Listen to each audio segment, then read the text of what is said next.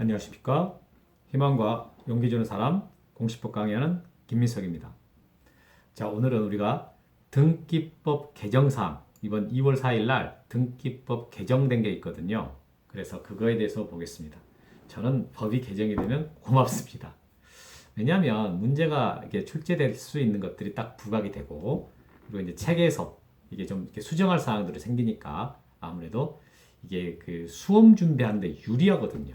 이게 그러니까 법이 많이 바뀌면 이게 귀찮겠지만은 이게 이렇게 지금처럼 뭐한 5가지 정도 바뀌었거든요. 그 정도 바뀌면은 오히려 우리에게는 훨씬 더 좋죠. 문제가 부각되니까. 자, 그러면 첫 번째 거 봐보시면 이게 판결 관련돼 가지고 바뀌었어요. 판결 받아서 단독 신청할 때.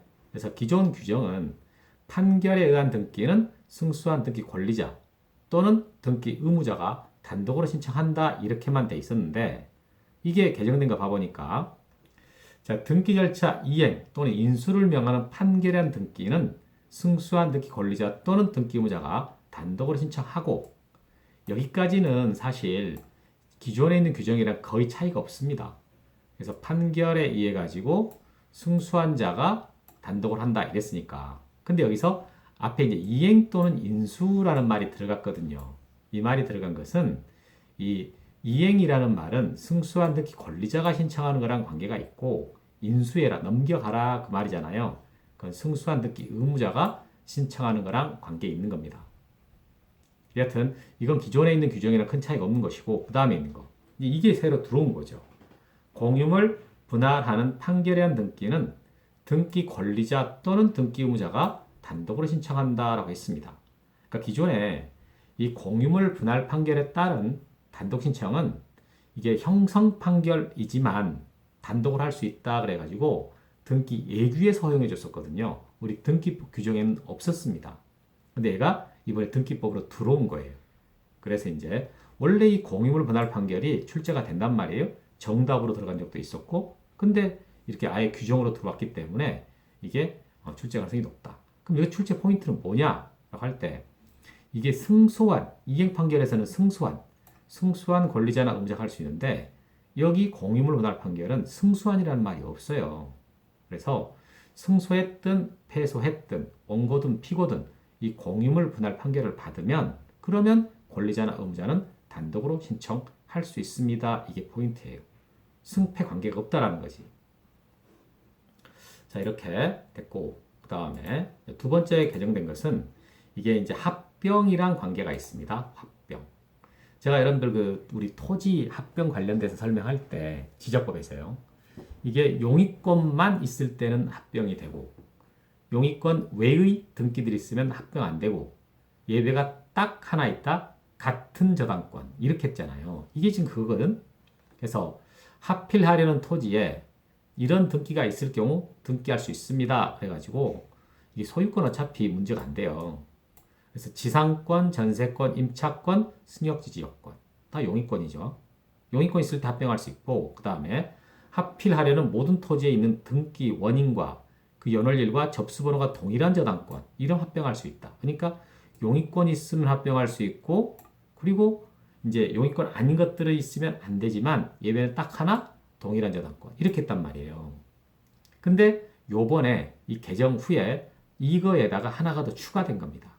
이렇게 3번이 추가된 건데, 합필하려는 모든 토지에 있는 이 81조 제1항 각호의 등기사항, 이거 뭐 빼도 문제는 안 되는 거거든요. 결론은 뭐냐? 동일한 신탁 등기. 우리 이제 소유권 이전 등기 배울 때 신탁으로 인한 소유권 이전 등기 배운단 말이에요. 그때 이제 신탁 등기라는 말을 배우게 되죠. 그래서 합병 대상 필지에 양쪽에 다 똑같은 신탁 등기가 있다. 그럴 때는 합병할 수가 있다. 이게 추가된 거예요. 해서 여기서 이제 예외가 하나 더 생긴 거지. 용의권만 있을 때는 무조건 합병할 수 있고, 용의권 아닌 게 있을 때는 합병할 수 있는 게 딱 하나가 예외가 있었거든요. 같은 저당권. 근데 하나가 더 추가된 거다. 동일한 신탁 등기 이렇게. 이게 이제 신탁 등기가 있을 때 왜 합병을 허용해 줄까? 이거 보통 재개발 쪽과 관계가 돼 있고, 재건축이나 재개발 쪽. 그래서 이런 예외 규정을 두지 않았을까? 따로 이제 그 개정 이후에는 나오진 않았는데 그쪽에는 관계되어 있지 않을까 이렇게 생각이 듭니다. 자, 그러면 이게 지금 우리가 등기법에서 개정된 거란 말이에요.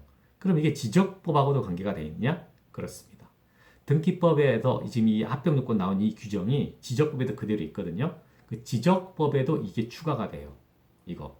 그러니까 지적법 합병요건에도 이게 우리가 합병 토지동 파트에서 배우는 거 거기에도 동일한 신탁 등기 있을 때도 합병할 수 있다라고 새로 추가됐습니다. 그러면 이건 이제 지적법도 출제 가능성이 높아진 거예요.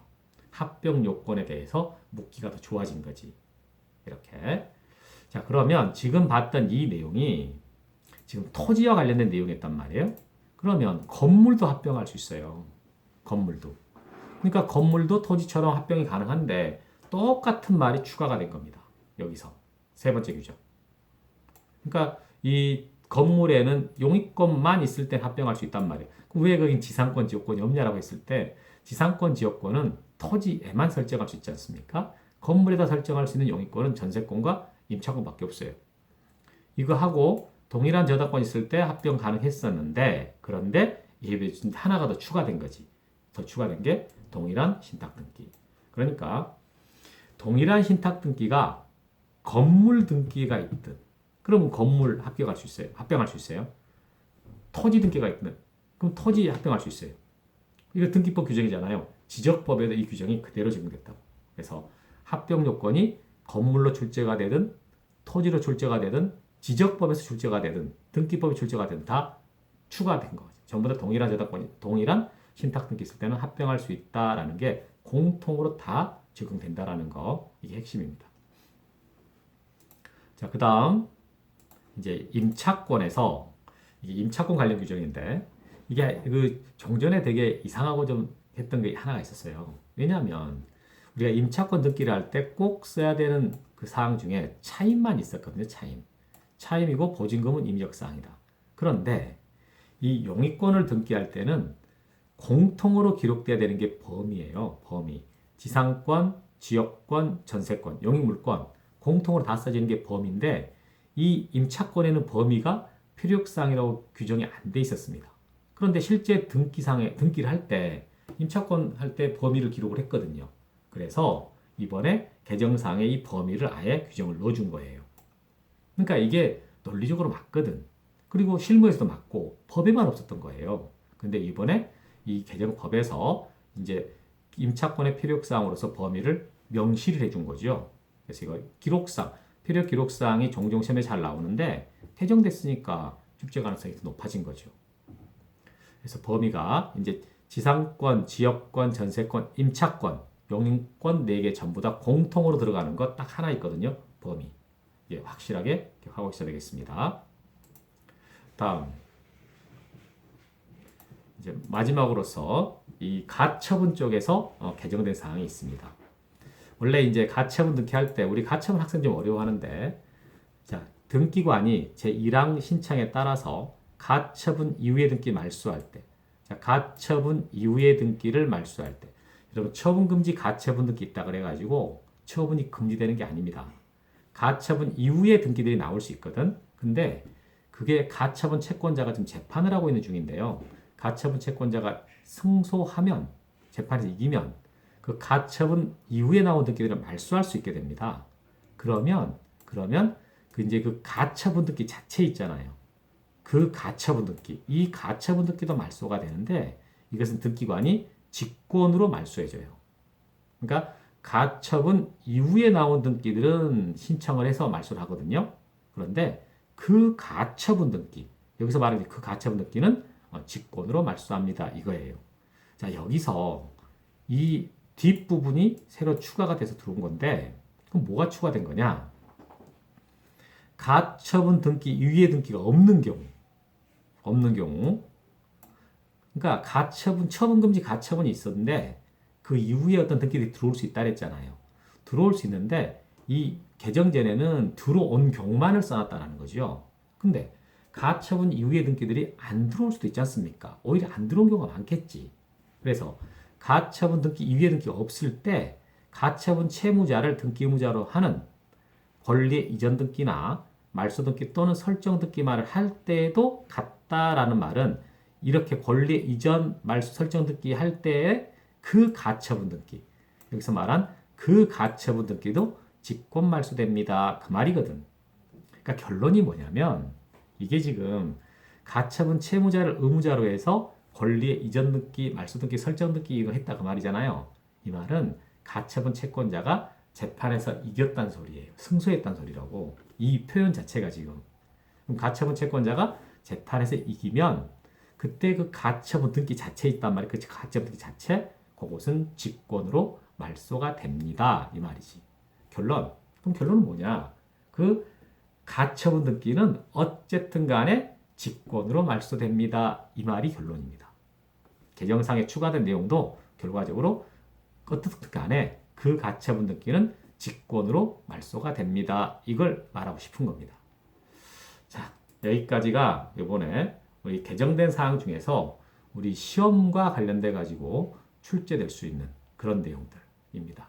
여러분, 이거 반드시 개정된 사항은 출제 가능성이 높아지는 거거든요. 주변 사람들한테 많이 전파하시고 여러분들도 반복해서 들어서 확실하게 숙지하시기 바랍니다. 그리고 이런 거 들을 때는 구독도 누르고요. 좋아요 2번 누르고 이렇게 하는 겁니다. 자, 여러분들 합격합시다. 화이팅!